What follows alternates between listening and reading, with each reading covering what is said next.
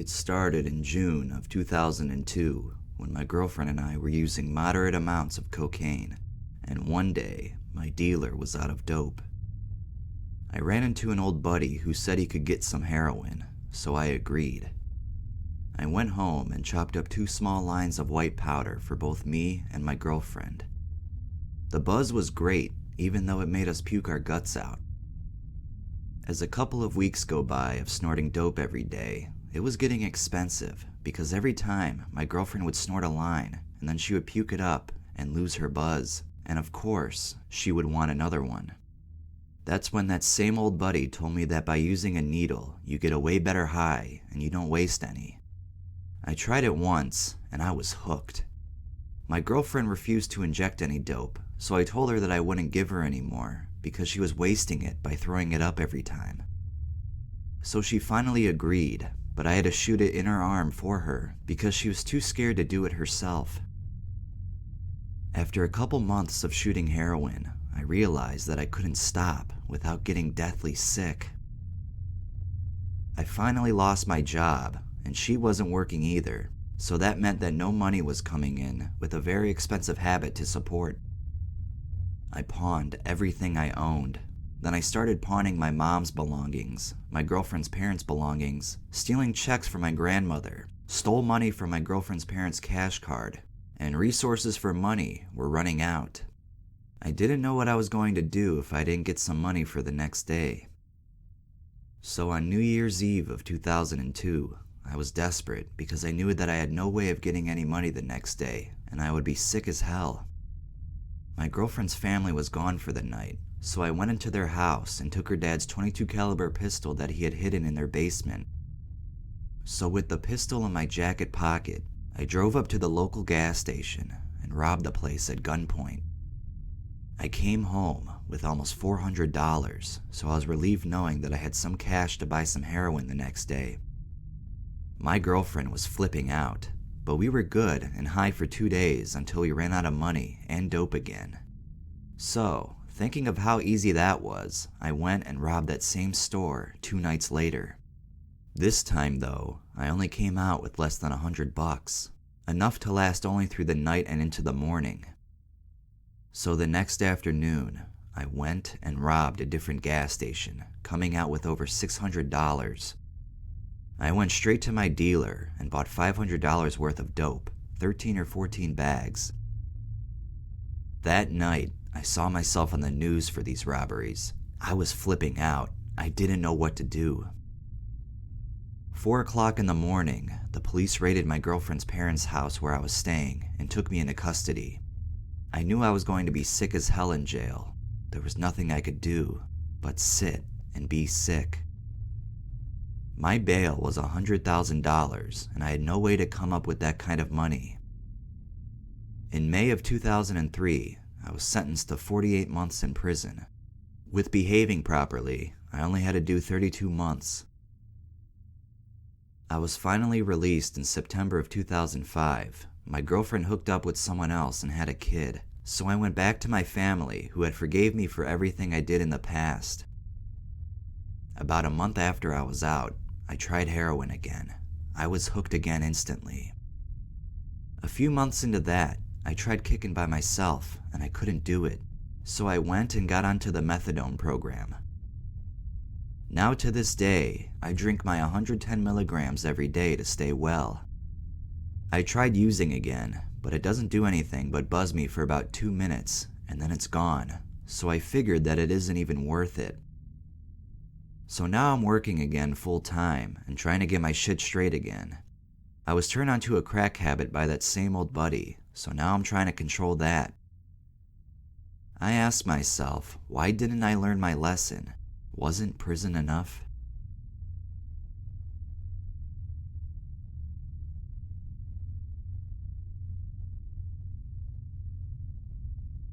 In 2006, I got a very high-paying and high-stress job at a small ad agency in New York.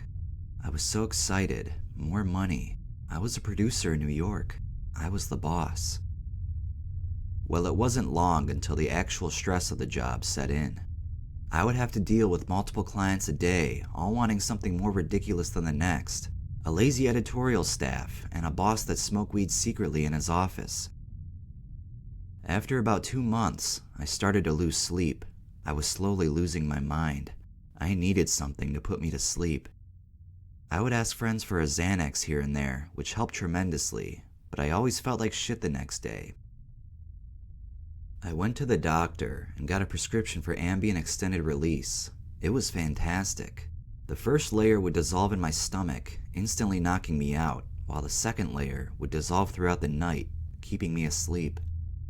I would go to work well rested and able to deal with the stress. I always knew that I had my little blue pill that would guarantee me sleep no matter how much stress I endured at work. After about a month of taking my little blue pill, the problem started. I would come home buzzed or drunk sometimes after work and take my Ambien and then do things I wouldn't remember.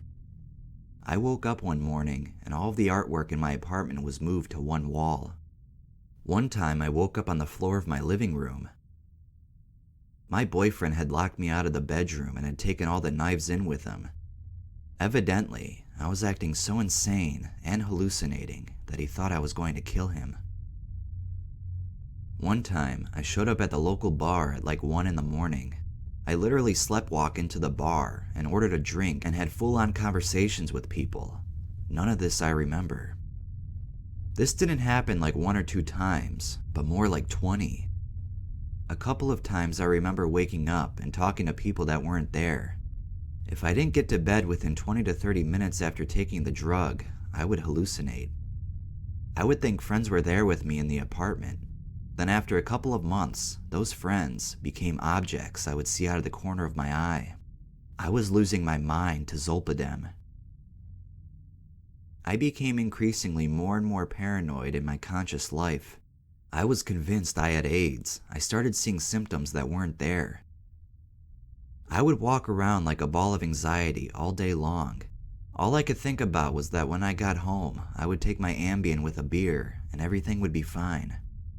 I would plan my evening around when and how I took my blue pill. It became an obsession for me. I would wait until 10 p.m. or so, and after a couple of drinks, I would take the pill.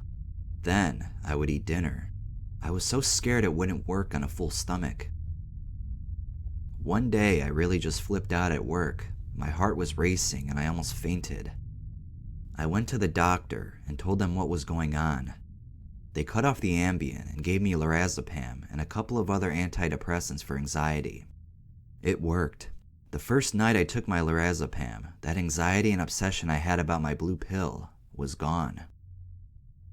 My friends later told me some of the stories, the things I would do on Ambien.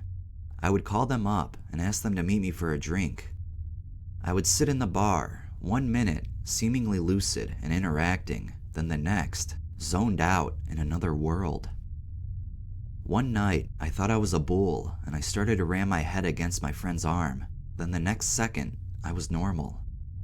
I have absolutely no memory of any event while under the influence of Ambien. I feel Ambien is a great medication for occasional use. Mixing it with alcohol and using it over the long term is dangerous.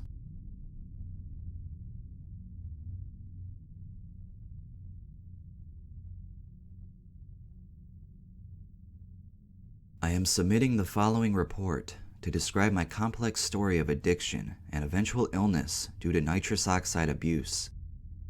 Although similar problems have been reported after short-term use, this is mainly an advisory to heavy users and anyone who has tendencies toward addiction. Addiction to nitrous oxide can be as powerful as anything I have experienced, and potentially worse than other addictive substances as far as one's personal health is concerned.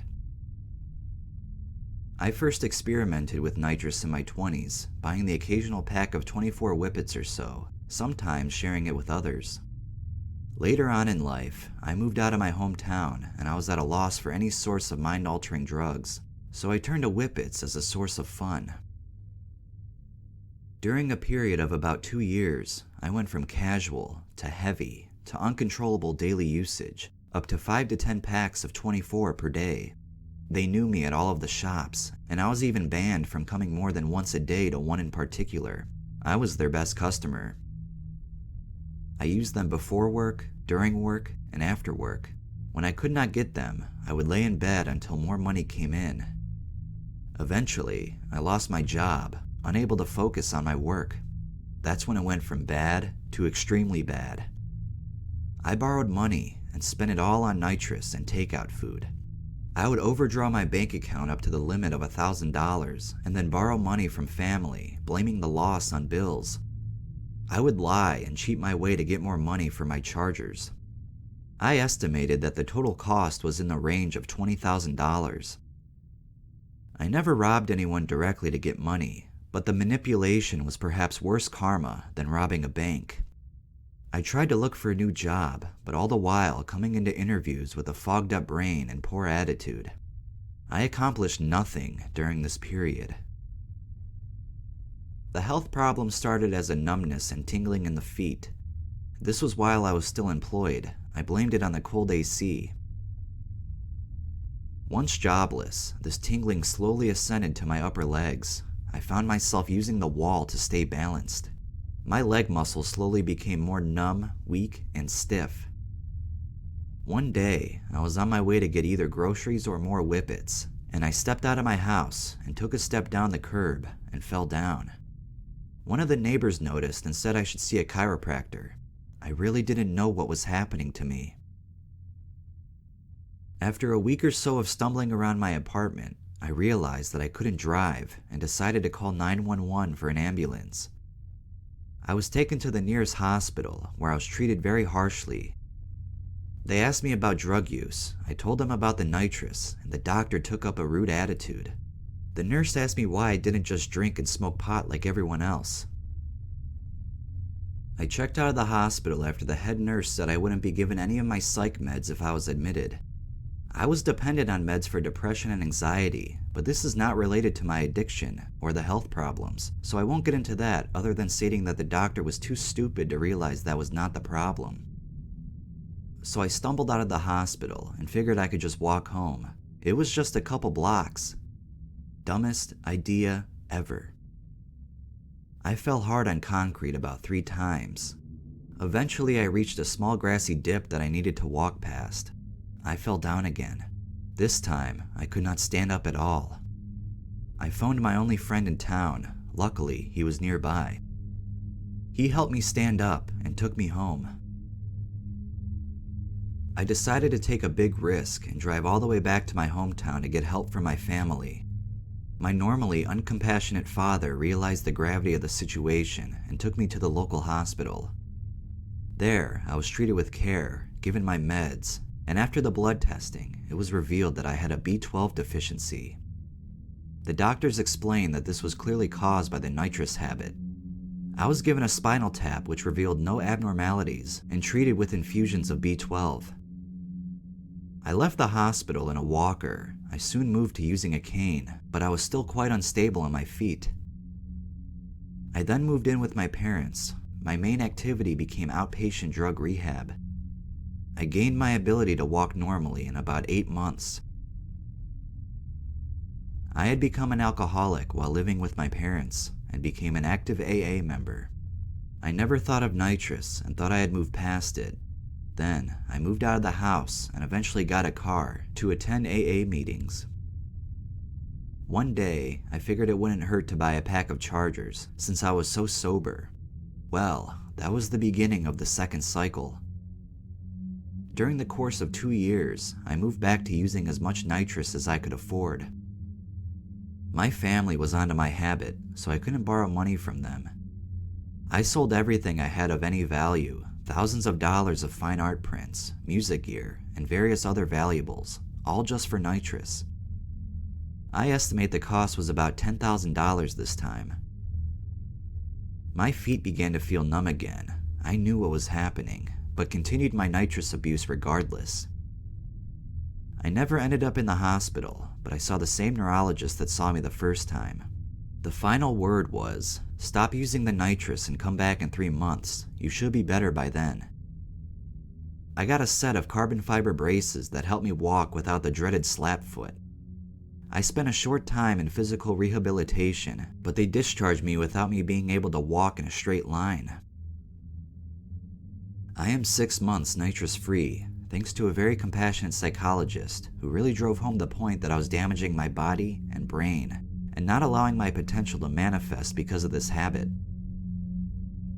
Every now and then I consider getting another pack of chargers, but I remind myself of all the money lost, money that I could have used to become successful.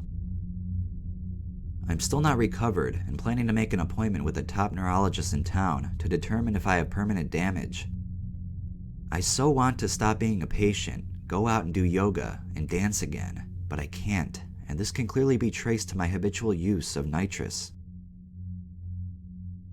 I was recently arrested for a DUI. I refused the roadside test because I could not walk a straight line sober. Unfortunately, my condition will not serve as an excuse in court. I shamefully blew over the legal limit, but would have likely passed the sobriety check if not for my essential lack of balance. If you are prone to being a serious fuck-up in life, don't let nitrous become part of your diet.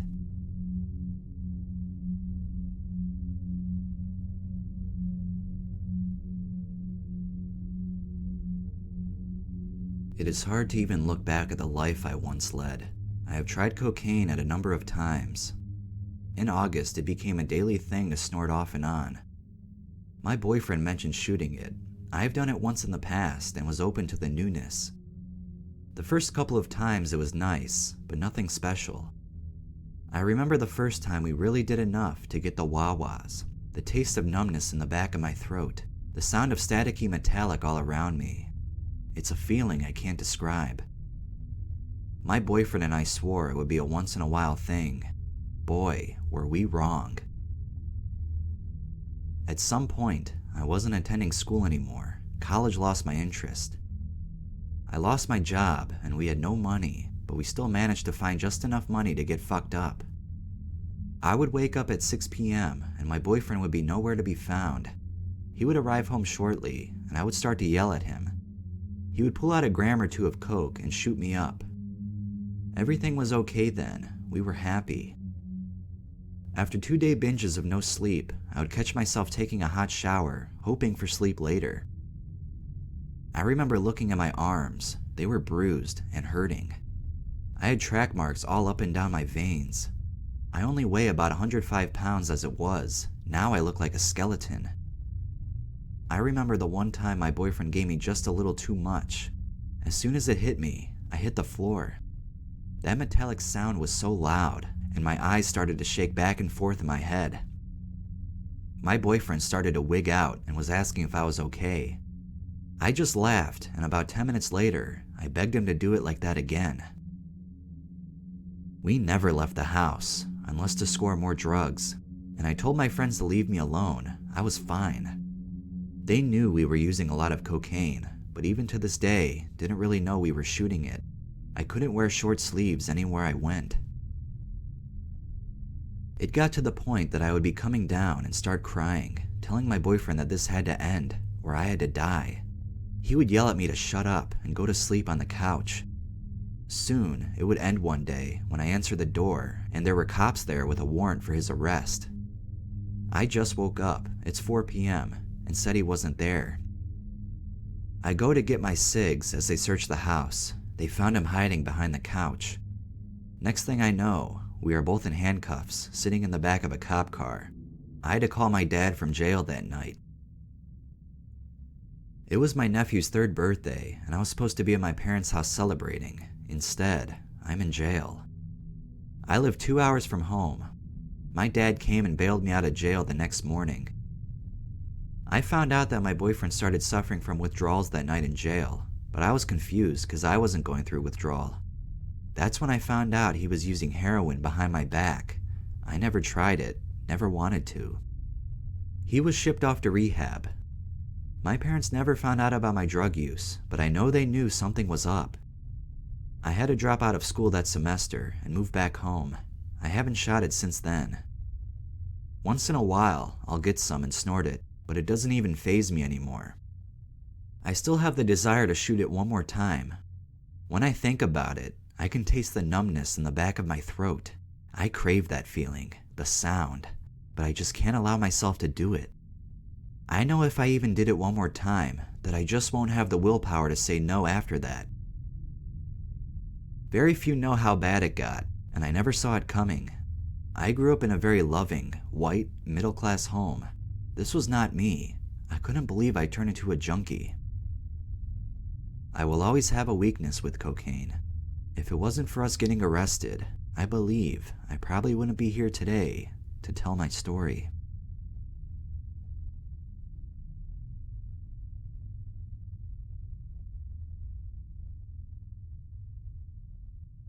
I was on Skype one night with a very close friend of mine and another person who was a friend of hers.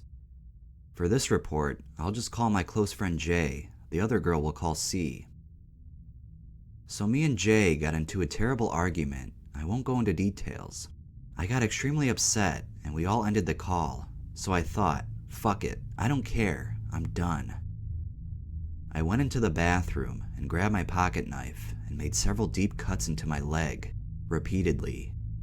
I then grabbed my wallet, keys, cell phone, and proceeded to sneak out of the house with the sleeping pills I had already bought several days earlier. I had 2 boxes of Equate brand extra strength sleeping pills, 50 milligrams each, 32 in each box. I got in my car and drove around my city for a while. I was contemplating whether I should take the pills or not. I truly felt as if I had death in those 2 bottles, waiting to take me. After 30 minutes or an hour, I made up my mind and bought a bottle of water so I could take the pills. I drove back to my neighborhood, but not at my house. I turned off the car and opened the bottle of water and proceeded to take the 64 pills. It took about 2 minutes. I waited 1 hour for the effects to kick in. While I was waiting, I was just messing around on my smartphone. I kept thinking, any minute now. Nothing happened. I was confused. So I stepped out of the car, did like a physical check of sorts, which included a small jump, moving my arms and legs, turning my head, measuring my eyesight for any blurring or slowness. Everything checked out fine. I was still under normal condition. I got back in the car, turned it on, and drove to Walmart to buy another box. I stepped out of my car and walked into Walmart. I still felt perfectly fine, and it had been 1 hour and 15 minutes. I proceeded to go to the medicine aisle and bought a box with 32 pills, each containing 50 milligrams. I bought them and got back in my car and took all 32 of them.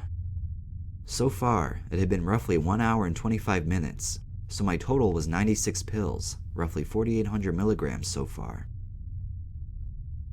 I was a little hungry, so I went across the street from Walmart and ordered cheese sticks from Sonic, and this is when my memory blanks out.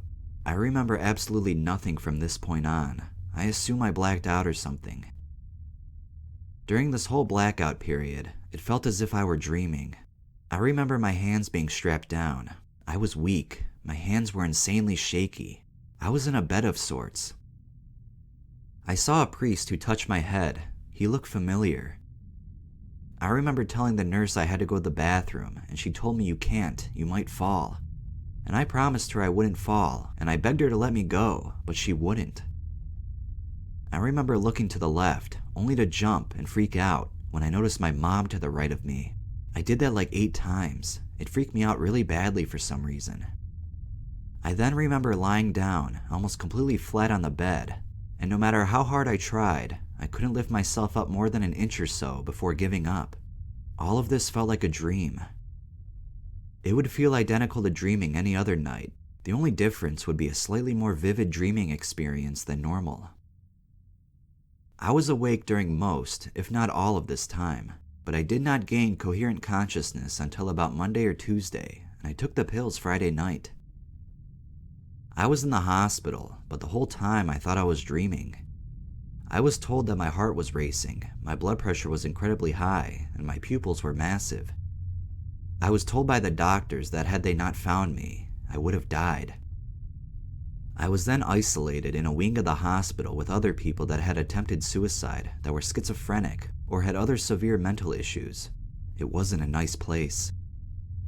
I have never been to prison, but from what I've seen on TV and movies, I'd call this place a nice prison. All the windows were caged, the walls were brick, the glass windows were either plexiglass or shatterproof. The place was locked down. There is no conceivable way to escape. I stayed there for 1 week, but then I was relocated to a state hospital for further monitoring because I was evaluated to be at a high risk of a second attempted suicide. So I was at the first place from May 15th until the 22nd. From the 22nd until June 3rd, I was stuck at the state hospital. Both of those places were absolutely horrible and mentally scarring. There were weird people there, mentally unstable people. And the boredom there, it's massive. Pretty much the only thing you look forward to is breakfast, lunch, and dinner. And they don't give you enough food, and that's coming from someone who was 125 pounds at the time. Everyone was always asking for more food. The doctors kept saying that they were putting us all on 2,000 calorie diets. Some of those guys in there were 200 plus pounds. Regarding long-term effects to a diphenhydramine overdose, not long-term usage, I took 4,800 milligrams, and as far as I can tell, I'm still in excellent physical condition, both mentally and physically.